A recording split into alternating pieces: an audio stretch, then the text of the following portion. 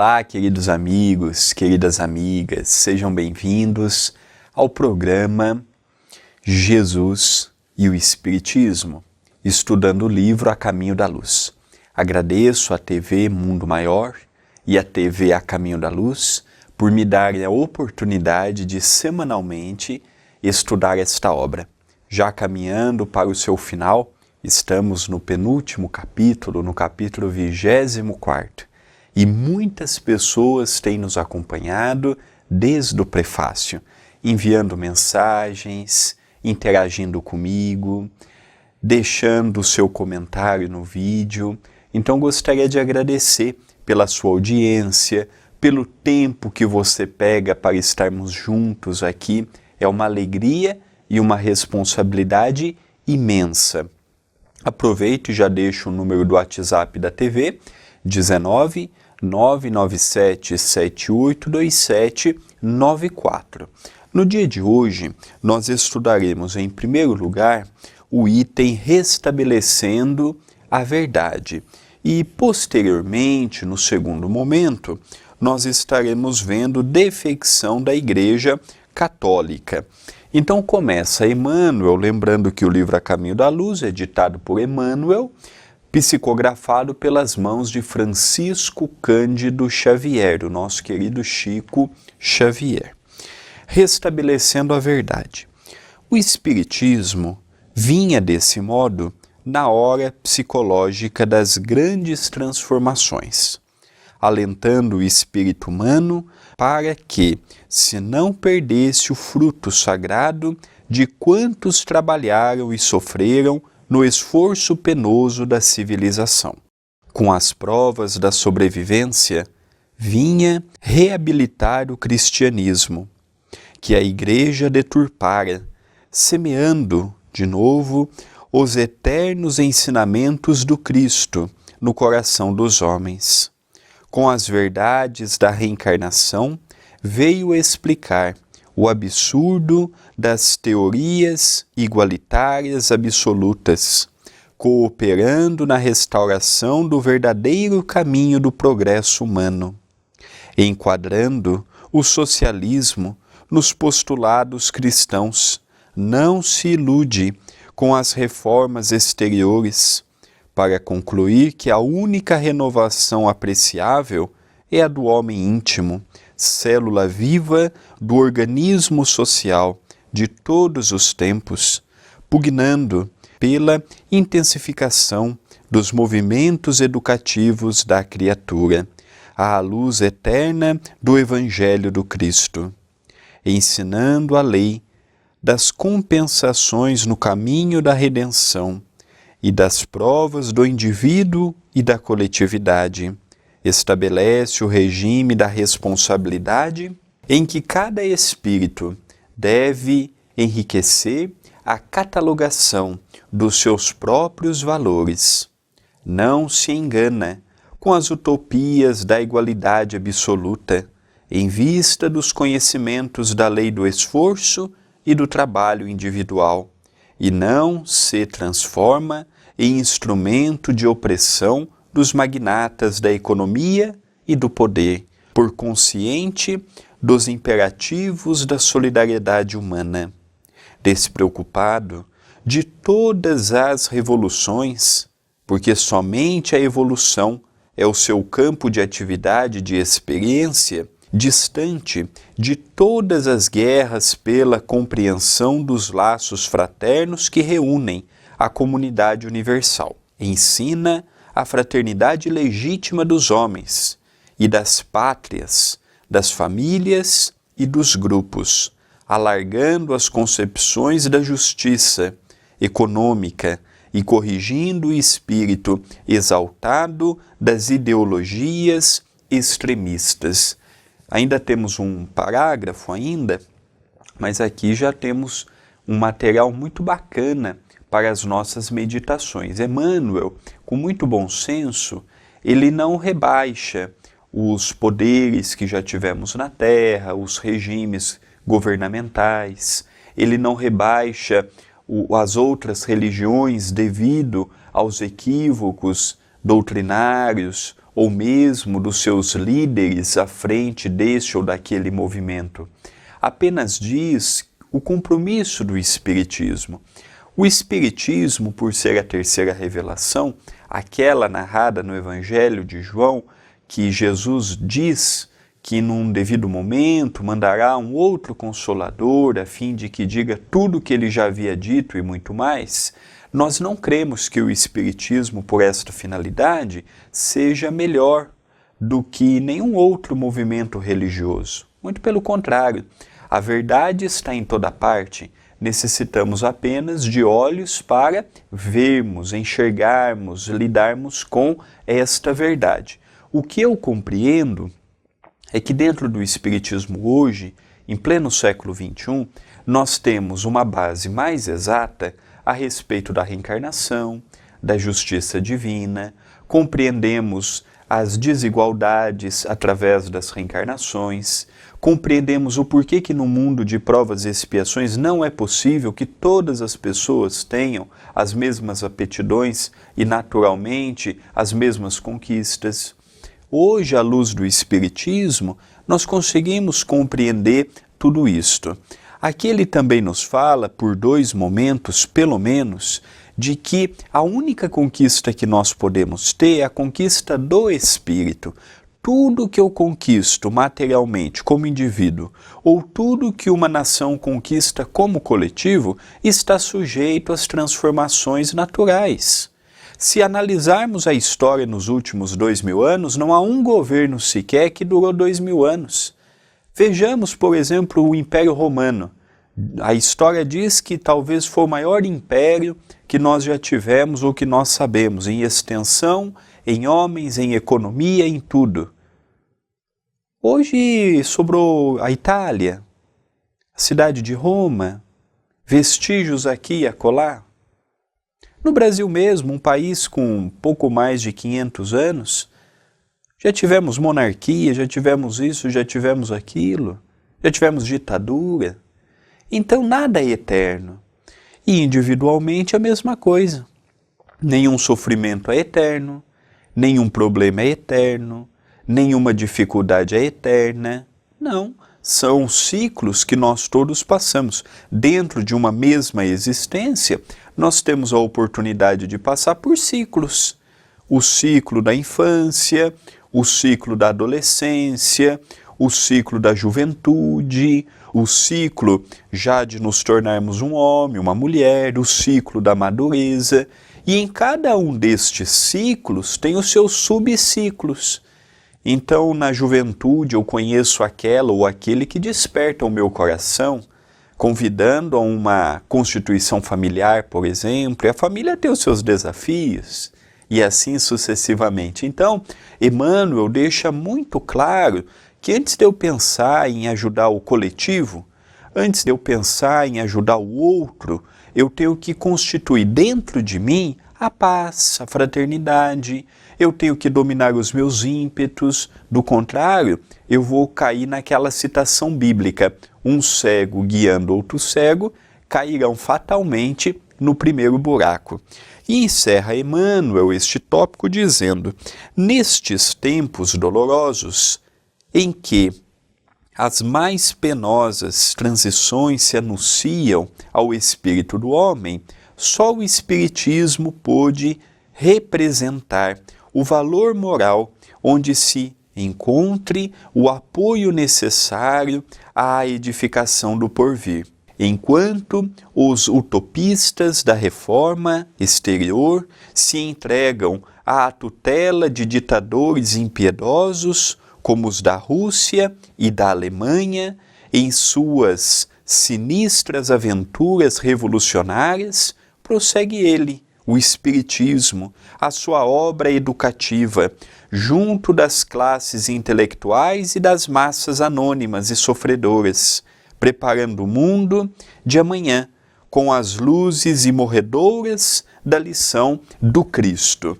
Neste outro parágrafo, ele já conta este livro aqui, apenas para confirmarmos a data aqui no prefácio, este livro é de 38, 1938.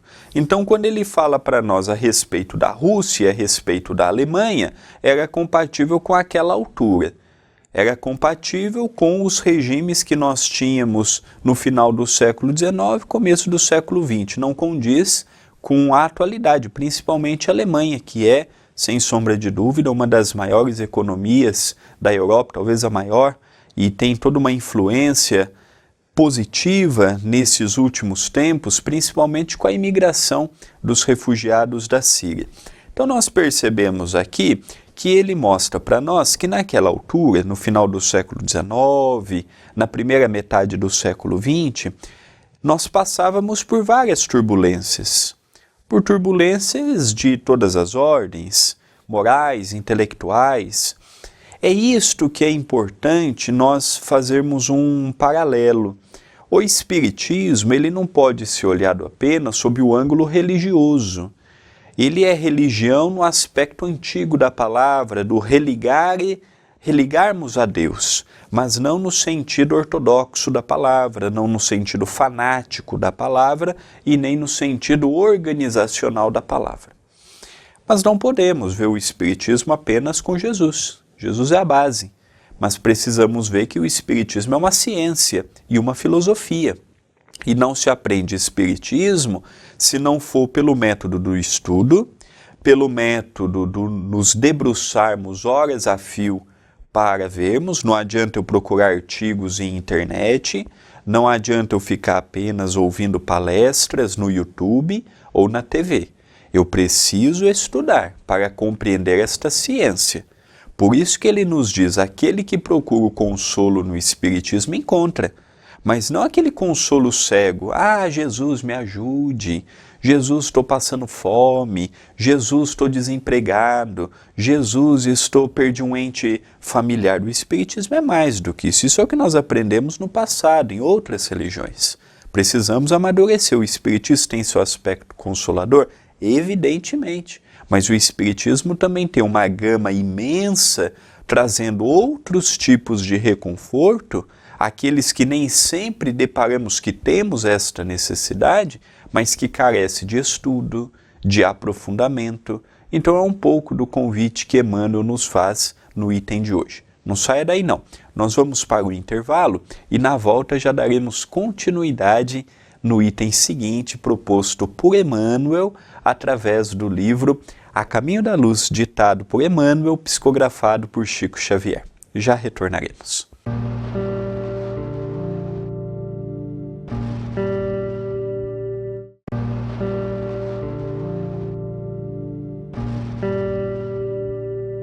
Queridos amigos, queridas amigas, retornamos com o estudo do livro A Caminho da Luz, através do programa Jesus e o Espiritismo.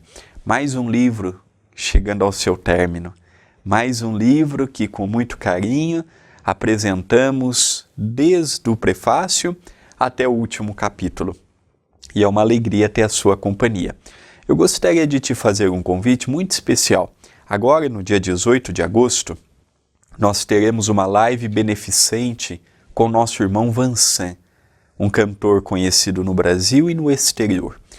Esta live tem a finalidade de ajudar o Centro Espírita Perdão, Amor e Caridade, o CEPAC, e o seu departamento assistencial, o Núcleo Assistencial Espírita Cristão Chico Xavier.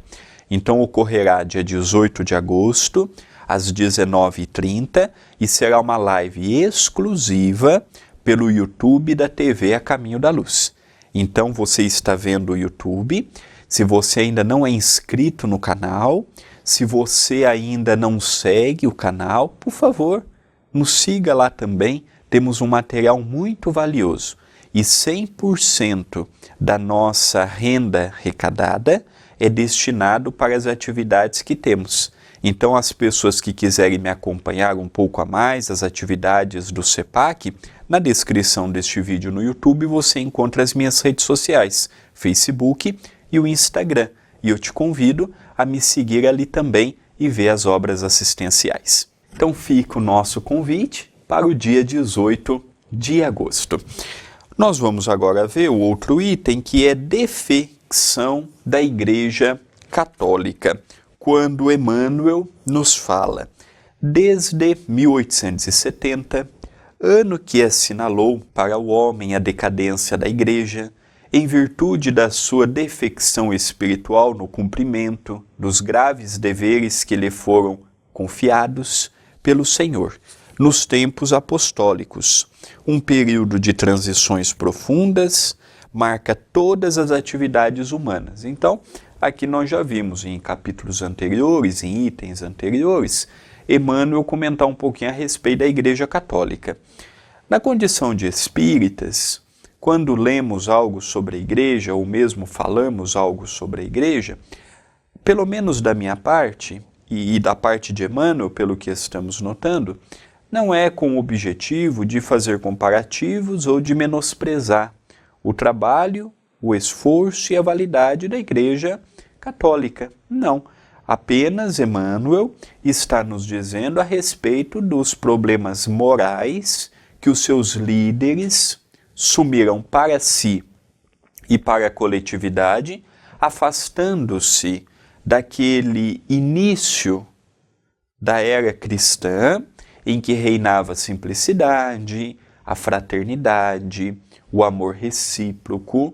Eles foram perdendo ao longo dos séculos, até que veio a ideia da infabilidade papal, as guerras santas, tivemos o Santo Ofício, a Inquisição, tivemos as Cruzadas, a tentativa de invasão à cidade de Jerusalém. Então nós percebemos que culminou até 1870, data que o nosso querido Emmanuel colocou. É interessante que Allan Kardec desencarnou em 1869, um ano antes. Então, 1870, o século XIX, ele foi marcado pelo auge das descobertas científicas ou pelo início desta avalanche que hoje nos assola, positivamente falando. Naquele momento, tínhamos ainda remanescentes de grandes músicos reencarnados, escritores, artistas, e aquilo fez com que a Igreja também se visse na necessidade de dar uma olhada com mais atenção para os seus dogmas, para o seu conjunto doutrinário, para os seus ensinamentos. Nós sabemos que uma instituição milenar, como é o caso da Igreja Católica, não se muda de um dia para o outro, não se muda de uma geração para outra. É um conjunto de esforços que, ao longo de um tempo, verificará os seus resultados. Mas, de modo algum, estamos aqui desprestigiando o trabalho da Igreja. Não. Nós aqui estamos apenas apontando alguns momentos tristes que verificamos também dentro do próprio Espiritismo. Nós não estamos vendo as descobertas em torno de Lei-Marie, que quando Kardec desencarnou, passado um tempo, fundou uma sociedade, pegando todos os direitos das obras de Allan Kardec para ele viver? Não estamos vendo as denúncias a qual ele foi preso naquela época, levando o nome do Espiritismo, a chacota naquele momento? Então, não é apenas a Igreja Católica, outros movimentos também passaram e passam por esta turbulência. Continua Emmanuel. Em vão, o mundo esperou as realizações cristãs, iniciadas no Império de Constantino. Aliada do Estado e vivendo à mesa dos seus interesses econômicos, a Igreja não cuidou de outra coisa que não fosse o seu reino perecível. Esquecida de Deus, nunca procurou equiparar a evolução do homem físico à do homem espiritual, prendendo-se a interesses rasteiros e mesquinhos da política temporal. É por isso que agora lhe pairam sobre a fronte os mais sinistros vaticínios. Então, nós temos o direito de agir conforme o que desejamos. A ação ela é livre, mas ela vem também acompanhada da colheita. Então nós vemos a Europa, por exemplo, eu converso muito com o Charles Kempf, o presidente da Federação Espírita Francesa. A França, por exemplo, se nós formos falar de religião para parte dos franceses, eles não querem saber, porque eles associam religião com guerras. Eles associam a Igreja Católica com a imposição, aliada sempre aos reinados, aos monarcas da época. E outros países da Europa sofrem do mesmo problema. Nós vemos, por exemplo, Portugal. Tivemos a oportunidade várias vezes de ir àquele país acolhedor, fraterno, irmão do Brasil. Nós vemos que Portugal já é diferente, é um país católico, de base católica, como o Brasil, e lá nós vemos a aceitação por parte da religião. Mas Portugal é uma exceção. A maioria dos países associam religião às guerras, às imposições, a eles vivendo com mesas fartas e a população passando fome. Tudo isto gera consequências. Então a igreja tem sim um dedo muito grande no número de ateus por parte dos europeus, de descrente das religiões. Ela tem uma contribuição naquele solo muito maior do que, por exemplo, no Brasil. No Brasil nós já vemos a igreja, primeiro teve um papel heróico, de trazer o evangelho quando os nossos irmãos portugueses aqui chegaram.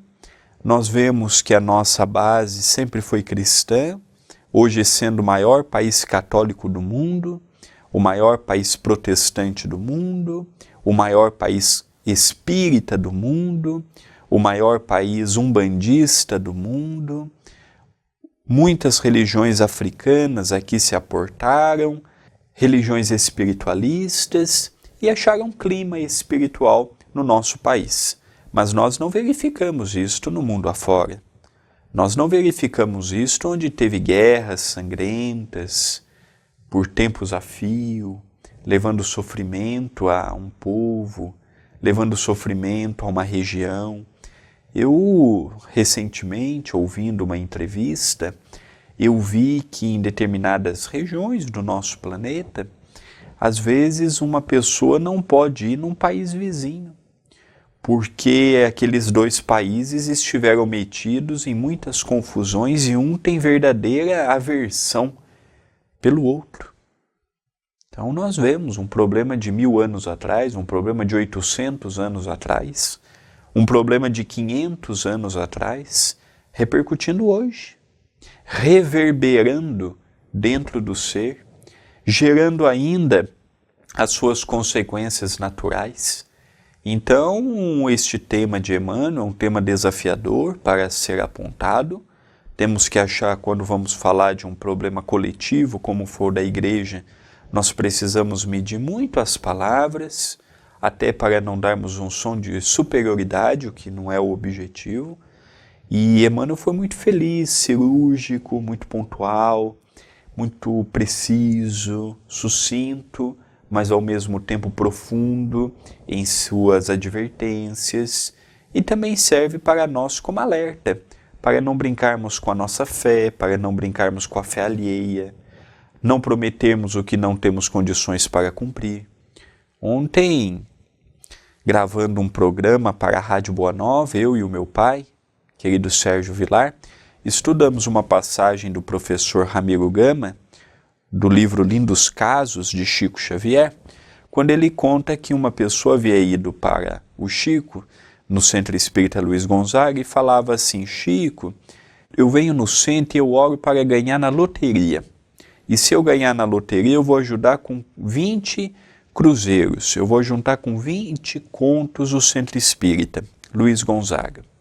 E a pessoa foi repetindo isso. Mas o Chico não foi dando maior importância. Passado um tempo, essa pessoa ganhou. Mas não porque fazia pedido, não porque ia no centro espírita, não porque barganhou, olha, se eu ganhar eu vou dar para a religião. Não, ele ganhou.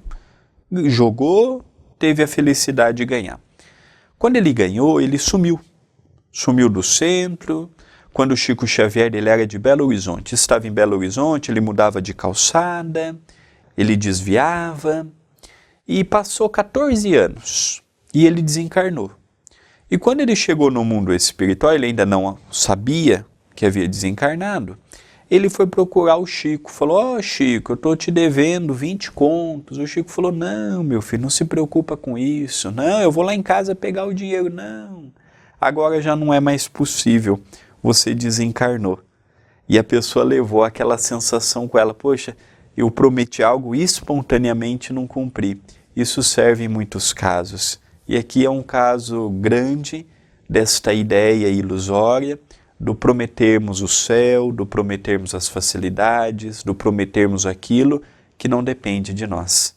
Estamos chegando ao término do programa Jesus e o Espiritismo e eu agradeço muito à TV Mundo Maior, a TV A Caminho da Luz, pela oportunidade de mais uma semana estarmos juntos, refletindo, aprendendo, juntos, trocando ideias. Aqui no vídeo do YouTube, deixe o seu comentário, deixe o seu like e principalmente compartilhe. São ajudas imensas que vocês podem dar ao nosso projeto. Até o próximo programa.